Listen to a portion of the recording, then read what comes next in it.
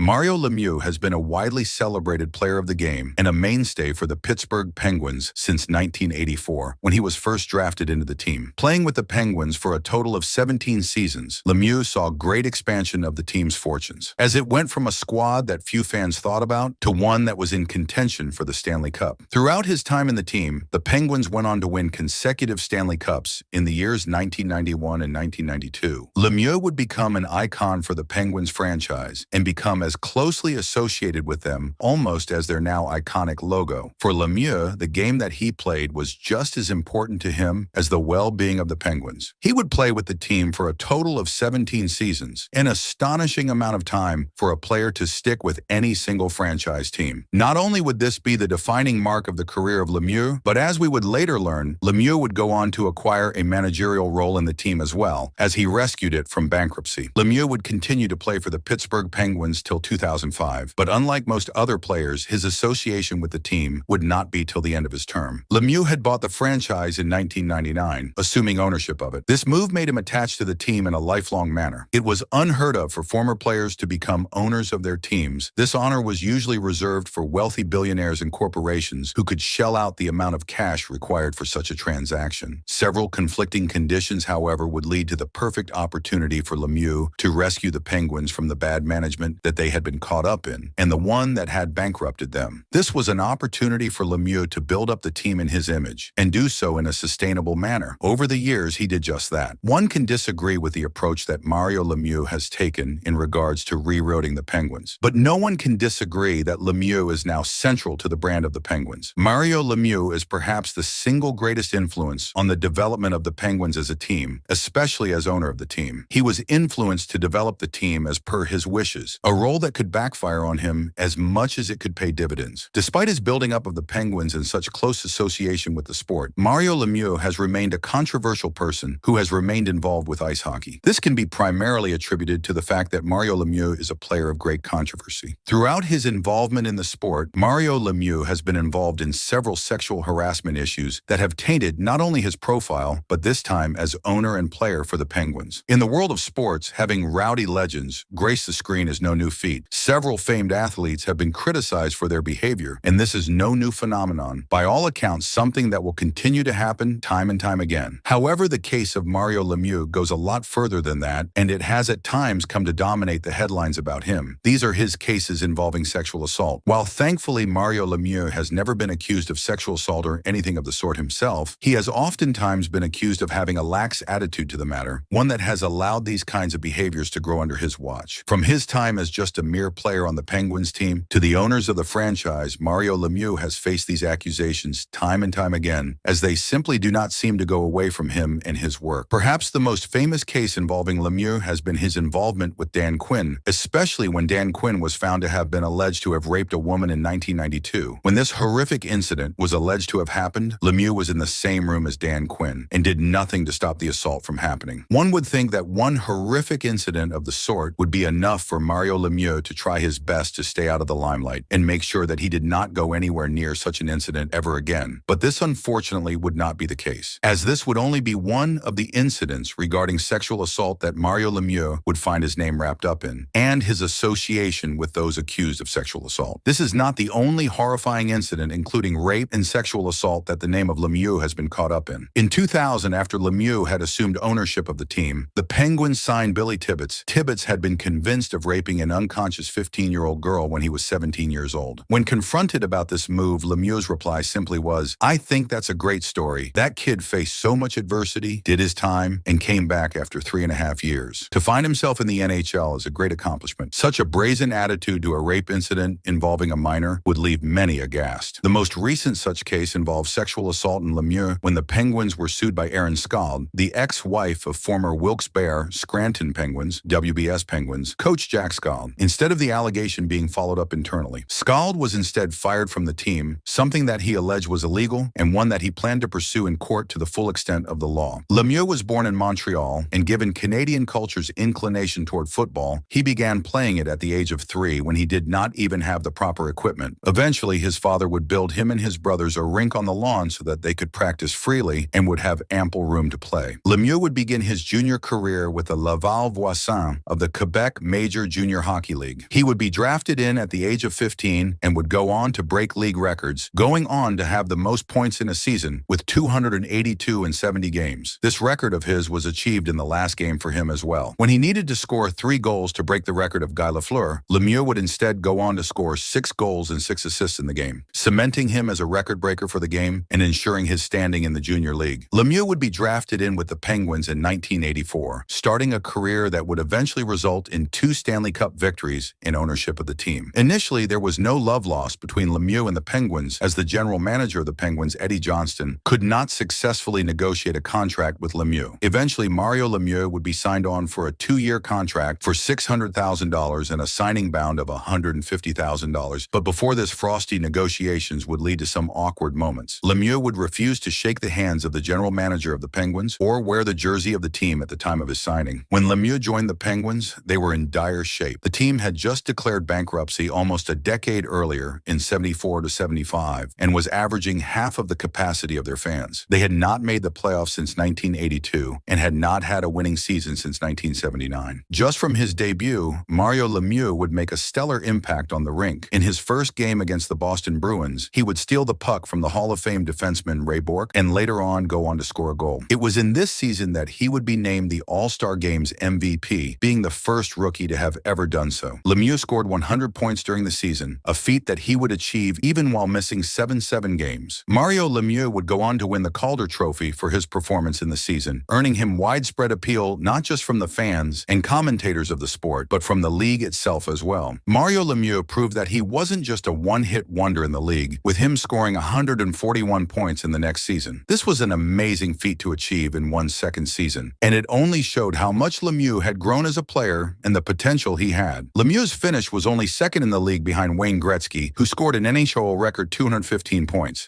You work hard, you can do a lot of things in life, and that's what I'm doing, working hard and try to be one of the best. Lemieux's next moment in the sun would come during the summer of '87 when broke a tie with the Soviet team during a Canada Cup game and clinched victory for Canada. Throughout the entire Canada Cup, Lemieux would score 11 goals through the process of 9 games, showing that he had not lost his spark even when he was playing on the national stage against other countries. Lemieux would win further recognition throughout the late '80s, as in the '87-'88 season, he would be chosen as the league's MVP for his team, as well as the All-Star Game MVP award. The only player that could perhaps rival the performance of Lemieux on the field at the time would be Wayne Gretzky, a fact acknowledged by many players and fans alike. The Gretzky-Lemieux competition continued closely, with Gretzky leading in most records and Lemieux following closely behind. This was the case in the '88-'89 season, where Lemieux scored 199 points for the whole season, getting the closest to breaking the record of 200-plus points for the season. Lemieux would narrowly lose out on the Hart Trophy to Gretzky, but throughout this whole process, he would gain ample experience to be recognized as a star player, with Lemieux becoming the second player to score 70-plus goals in 2 seasons and the fourth player to score 50 goals in 50 games, as well as being the only player to 13 shorthanded goals in a single season. You know, you're in awe, and I was in awe, and so probably was Mario in '87. We didn't play together the first 4 or 5 games.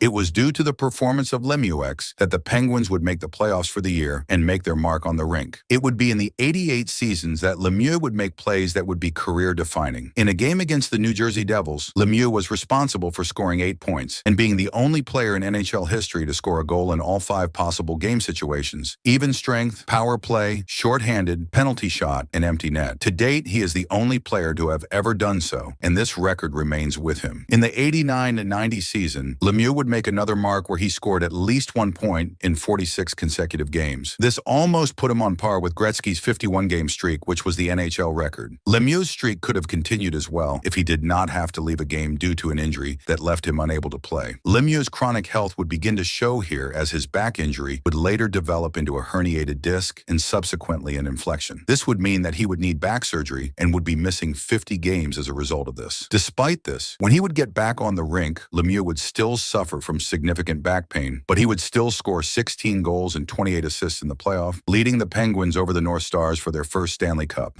Certainly, I was very nervous when I found out that I had Hodgkin's disease. Mario Lemieux would continue to play the game, but he would never hit the highs of his previous games, largely as a result of his chronic health that would force to retire from games and not play full seasons time after time again. Despite this, his devotion to the Penguins would not decrease by any amount, as would be a well-respected and crucial part of the team no matter what role he took up. Lemieux would actually be crucial to rescuing the team from bankruptcy, as the overspending of the Penguins would once again land them in a trap that they had only so narrowly escaped from a few years ago. The financial affairs of the Penguins had gotten so bad to the point that they could not afford to pay their players their salaries and had to defer them. This meant that being the highest paid player on the roster of the Penguins, Lemieux was owed the biggest amount and hence stood as the biggest liability in the accounts of the Penguins. For Lemieux, this was a blessing in disguise as he proposed a swap to the ownership of the Penguins, where the amount owed to him by the Penguins would be converted into equity in the franchise. Once approved by bankruptcy courts, this would effectively turn Lemieux into the biggest shareholder in the franchise, effectively making him owner in it.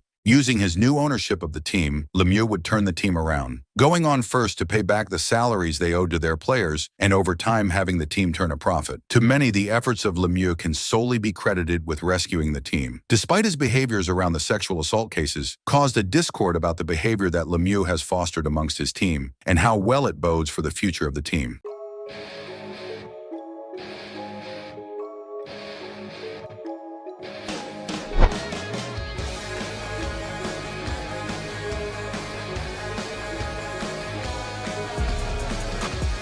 Danny Heatley, a name that once ignited excitement in hockey arenas across the globe. With his lightning-fast shot and incredible scoring ability, he seemed destined for greatness. But the trajectory of his career took a devastating turn on a fateful night in 2003. Behind the dazzling goals and accolades, a dark secret lurked. A reckless act, a devastating crash, and a life tragically lost. The consequences of that night would forever alter the course of Danny Heatley's life, casting a long shadow over his once promising career. In this video, we delve into the unbelievable crimes that shattered Heatley's image and left a permanent scar on the hockey world. Prepare to be shocked as we uncover the truth behind the headlines and explore the lasting impact of his actions. If you're intrigued by the untold stories behind sports legends, hit that like button and subscribe to our channel for more captivating content. Danny Heatley, a name that once echoed with promise and potential, was a rising star in the NHL. Hailing from Canada, Heatley's journey began in the Western Hockey League, where his natural talent and scoring prowess quickly set him apart. He dominated the junior leagues, leading his team to a Memorial Cup championship and earning numerous accolades along the way. His transition to the NHL was seamless.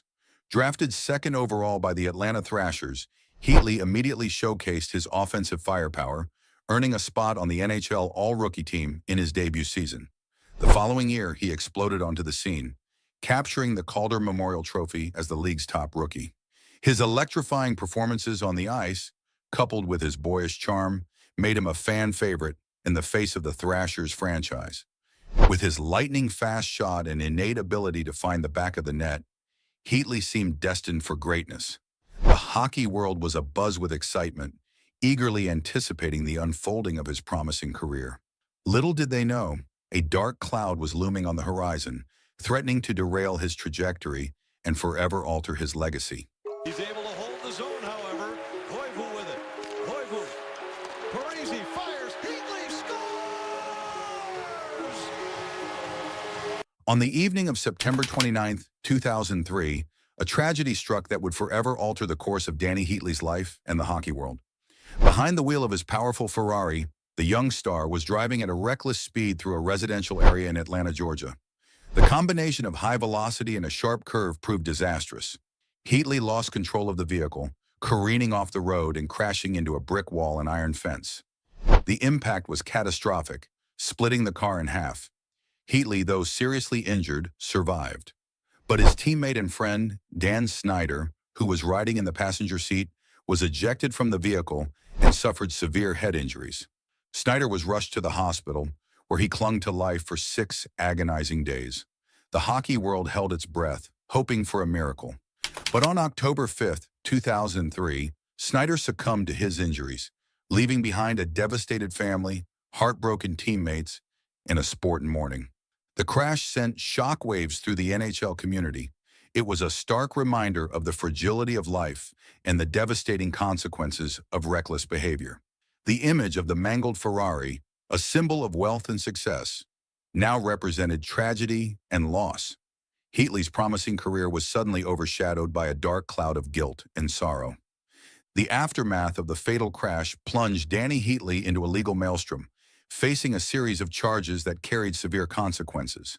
The weight of his actions, resulting in the death of Dan Snyder, hung heavy as he navigated the complexities of the legal system. Heatley was charged with multiple offenses, including vehicular homicide in the second degree, speeding, reckless driving, and failure to maintain a lane. The charges painted a picture of a young athlete who had recklessly disregarded the safety of others, his actions resulting in a devastating and irreversible loss. In February 2005, Heatley pleaded guilty to 4 of the 6 charges, including second-degree vehicular homicide. The courtroom was filled with tension as the judge handed down the sentence: 3 years probation, a fine, and 150 hours of community service speaking about the dangers of reckless driving. He was also prohibited from driving for a certain period, except for essential purposes. The sentence sparked outrage among some who felt it was too lenient, considering the gravity of the crime. The loss of a young life, they argued, warranted a harsher punishment. The Snyder family, understandably devastated by the loss of their son, chose not to attend Heatley's sentencing hearing, their absence a silent testament to their profound grief and anger. The legal proceedings, while bringing some closure, did little to alleviate the pain and suffering caused by the accident. The Snyder family later filed a civil lawsuit against Heatley, seeking damages for the loss of their son.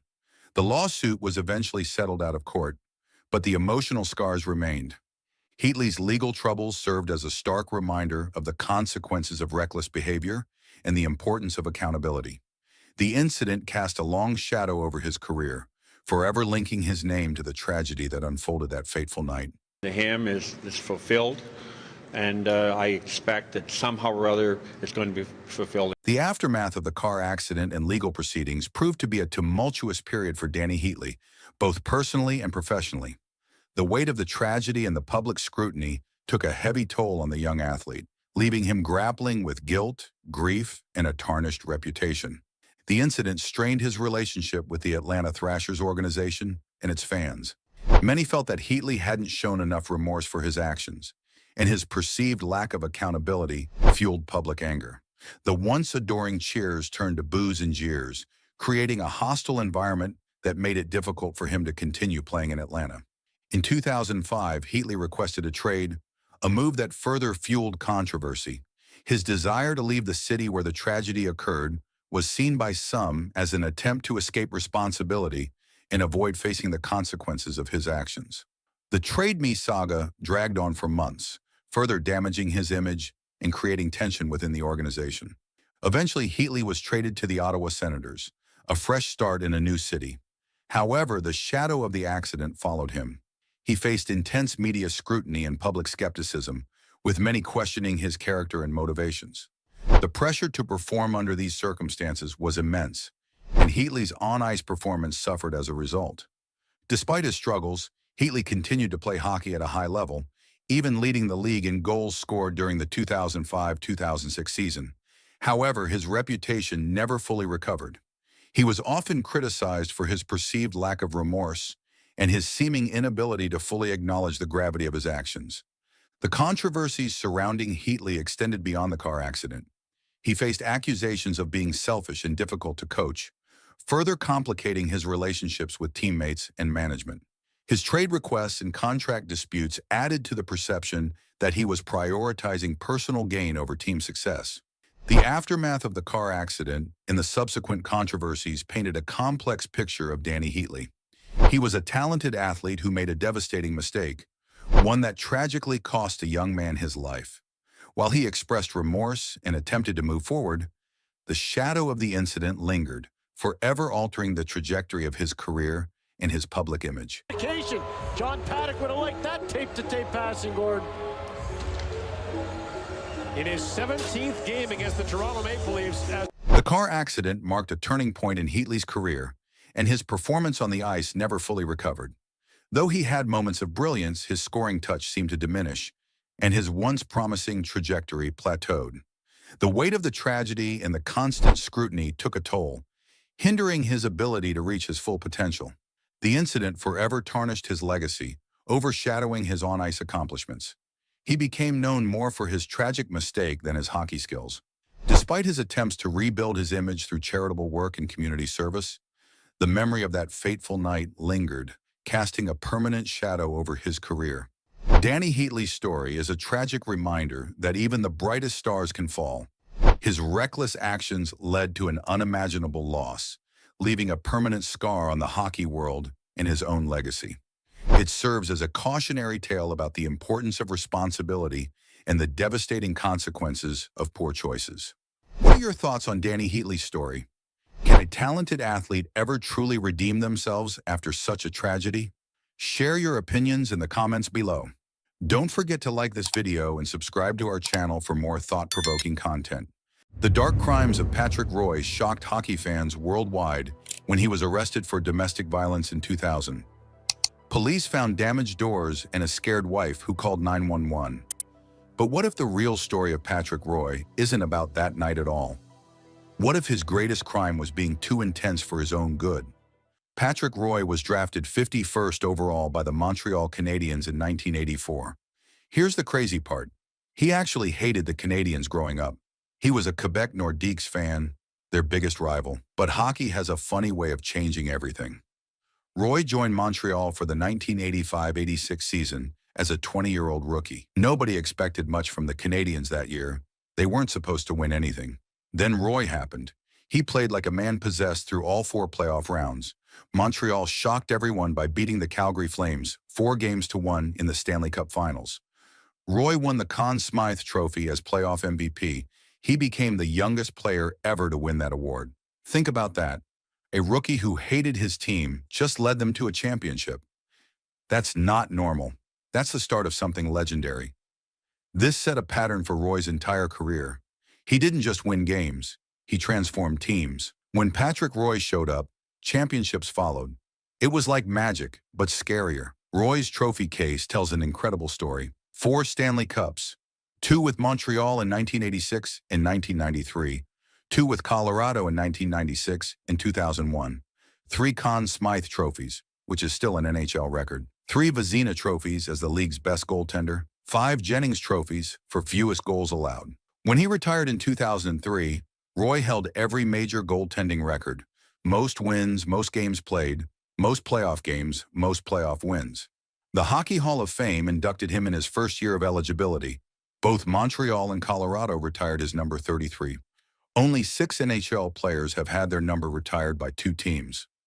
But Roy's greatness went beyond stats. He had a mental edge that separated him from everyone else. He would talk to his goalposts during games, thanking them for helping with saves. He said it was all about focus. If it worked, why question it? Roy also refused to let his skates touch the red and blue lines on the ice. He would step over them instead. These quirks became part of his legend. They showed a player who controlled every detail of his game. His intensity was legendary too. During the 1996 playoffs against Florida, fans threw plastic rats on the ice. Most goalies would hide or skate away. Not Roy. He stood his ground and reportedly said, "I've got my 2 Stanley Cup rings plugged in my ears, and I don't give a rat's ass about your traditions." That quote sums up Patrick Roy perfectly. Confident, defiant, and always ready for a fight. Roy's temper became just as famous as his saves. But here's what most people miss. His anger wasn't random. It was strategic. He used it as a weapon. The perfect example happened on December 2nd, 1995. Montreal was getting destroyed by the Detroit Red Wings. Roy had already let in 9 goals. After making an easy save, he sarcastically raised his arms and applauded himself. It was humiliating for everyone involved. When coach Mario Tremblay finally pulled him from the net, Roy didn't go to the bench. He skated straight to team president Ronald Corey in the stands. In front of everyone, Roy declared, "This is my last game as a Montreal Canadian." Most people called it a meltdown. But was it really? 4 days later, Montreal traded Roy to the Colorado Avalanche.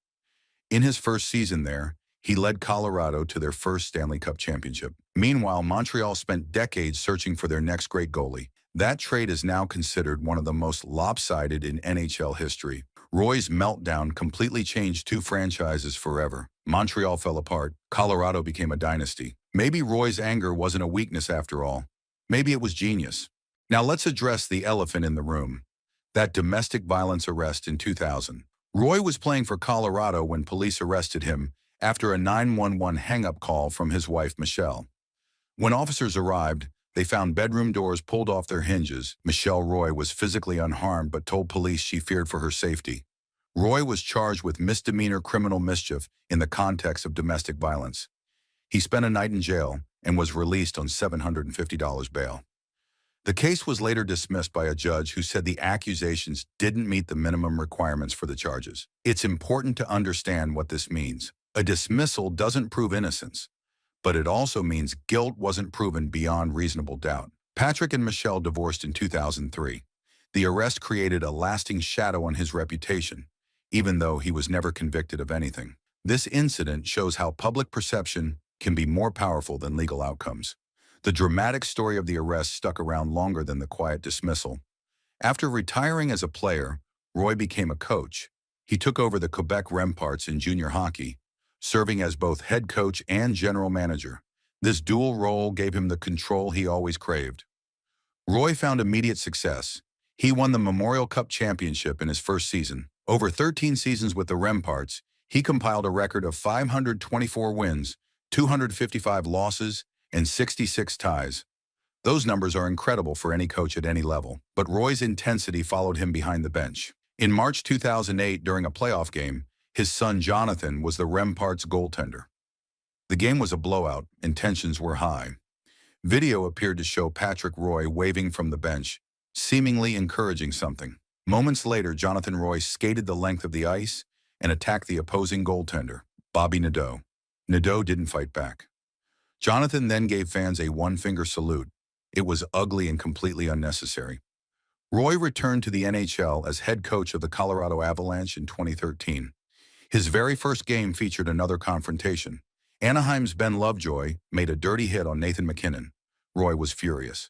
During the ensuing argument with Ducks coach Bruce Boudreau, Roy pushed the partition between benches so hard it leaned into Anaheim's bench. Boudreau called Roy's actions Bush League and accused him of talking to opposing players. The NHL fined Roy $10,000. Despite winning his division in 2014, Roy struggled as an NHL coach.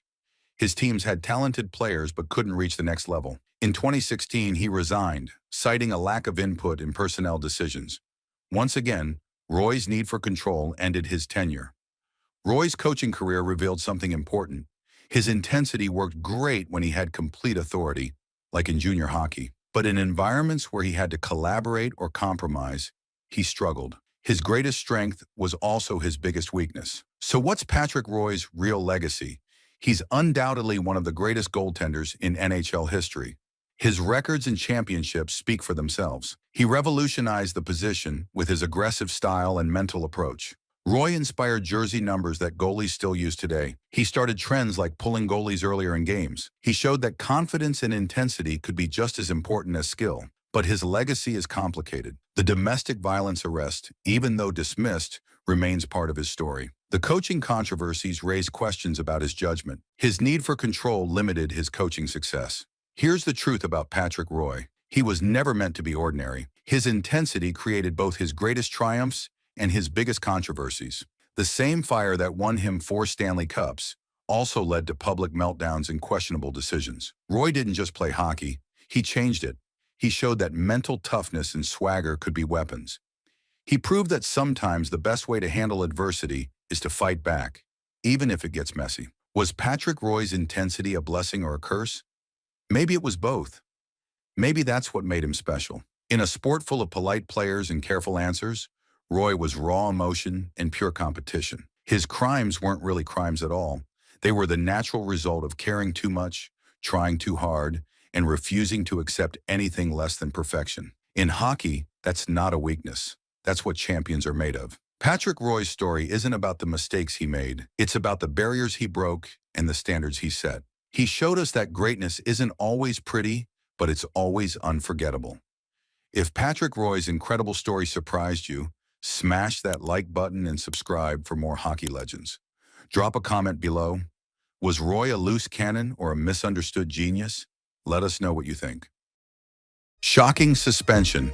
Marcel Dionne, one of the greatest scorers in NHL history, was suspended not once but twice by his own team. How does a future Hall of Famer, who would finish 6th all-time in goals and points, end up walking out on the Detroit Red Wings? The story reveals a superstar trapped in a broken system, fighting for excellence when everyone around him had given up. Marcel Dionne was supposed to be Detroit's savior. The Red Wings picked him 2nd overall in 1971, hoping he could lift them out of what fans called the Dead Wings era. This was a franchise in complete shambles, struggling with poor management decisions and a losing culture that had infected every part of the organization. The fans had lost hope, and the players seemed to have accepted mediocrity as normal. And Dionne delivered on his promise from day one. In his rookie season, he set an NHL record for assists by a first-year player with 49. This wasn't just good for a rookie. This was elite production that showed Detroit had found something special. By his final Detroit season in 1975, he scored 121 points and won his first Lady Byng trophy. These numbers proved he could dominate at the highest level, but individual brilliance couldn't fix a broken franchise. During Dionne's 4 years in Detroit, the Red Wings never made the playoffs, not once. They didn't even manage a winning record in any season. The team was a disaster from top to bottom, with constant coaching changes and front office chaos. Players came and went without any clear plan or direction. For a competitor like Dionne, watching his prime years slip away on a losing team was torture. The first suspension came from a situation that shows how dysfunctional Detroit had become. Dionne arrived at training camp overweight, which happened more than once during his Detroit years. But this wasn't about laziness or lack of dedication. The young star was dealing with a team that had no direction, no plan, and no hope. When you're playing for an organization that seems to have given up on winning, it becomes harder to maintain peak conditioning and motivation.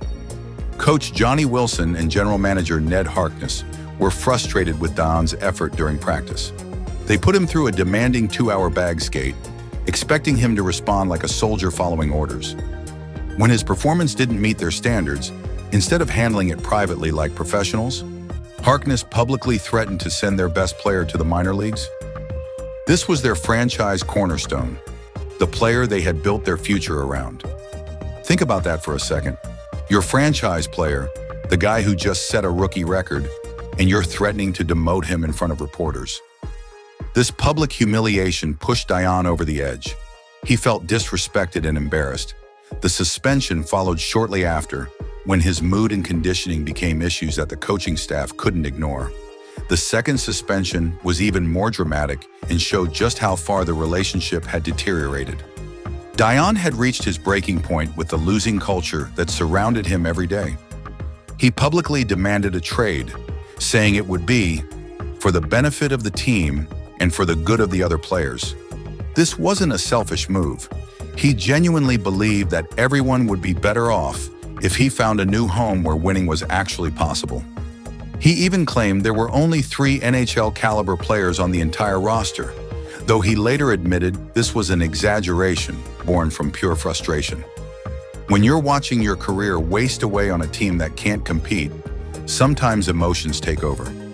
Coach Johnny Wilson, fed up with the ongoing drama, told him to go home and stay there during a heated exchange. Dionne took these words literally and didn't show up for the next game. This led to his second suspension, though it was quickly lifted when both sides realized the miscommunication had gotten out of hand. But the damage was done. Dionne had walked out on his team twice and been suspended twice in just 4 seasons. To outsiders looking in, it looked like a talented player who couldn't handle adversity or pressure. But the reality was much different and more complex. Dionne wasn't running from competition. He was demanding it. He had proven himself at every level before the NHL, saying later that he never had any problem winning from the time I was a peewee through major junior. The problem wasn't his desire to win. The problem was an organization that had given up on winning. The contract dispute that finally led to his departure tells the real story. Detroit offered him $175,000 for 5 years. But the World Hockey Association was changing the salary landscape, and the Los Angeles Kings were willing to pay almost double. When Dion discovered this, he chose not to return to Detroit to negotiate. He had lost faith in the organization's commitment to building a winner. This made Dion the NHL's first modern free agent. He was taking control of his career at a time when players had very little power.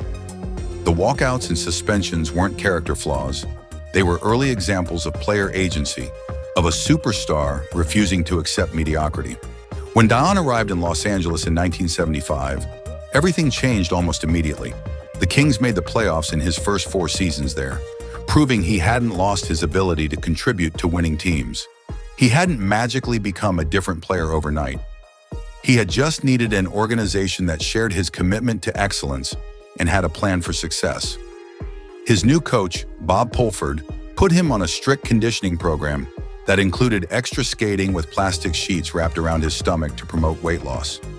Instead of complaining or walking out, Dion embraced this regimen completely.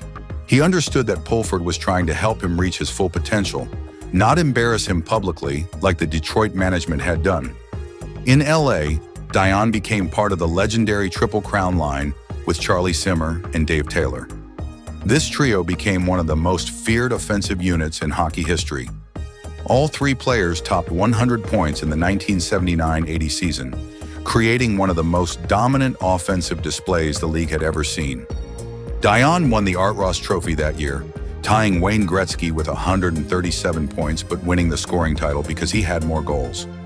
His peers throughout the league recognized his greatness during this period, voting him the most outstanding player with back-to-back Lester B. Pearson Awards in 1979 and 1980. This recognition from fellow players was especially meaningful because they understood the game at the highest level. They competed against him regularly and saw firsthand how dominant he could be. But even in Los Angeles, team success remained elusive. The Kings made the playoffs regularly, but couldn't advance deep into the postseason. This led to the persistent, not a winner label that would follow Dion throughout his career. It was unfair criticism that ignored the systemic problems with his teams. The market didn't help his reputation either. Playing for the Kings in the 1970s and early 1980s meant operating in obscurity. Los Angeles wasn't a hockey town yet. Fans in traditional markets didn't stay up late to watch West Coast games. Media coverage was minimal. Dion could walk down busy streets without being recognized unless tourists from hockey markets happened to spot him. This obscurity amplified the not a winner narrative. Without constant positive media coverage to highlight his individual brilliance, the focus remained on his team's playoff failures. Players in Canadian and East Coast markets got the benefit of media narratives that separated individual excellence from team results. Dion didn't have that luxury. The frustration was real and personal. Dion later admitted that the not a winner label bugs him and sticks deep in his belly. He understood the connection between winning and recognition, saying, "I know what they say, when you win, you get lots of attention."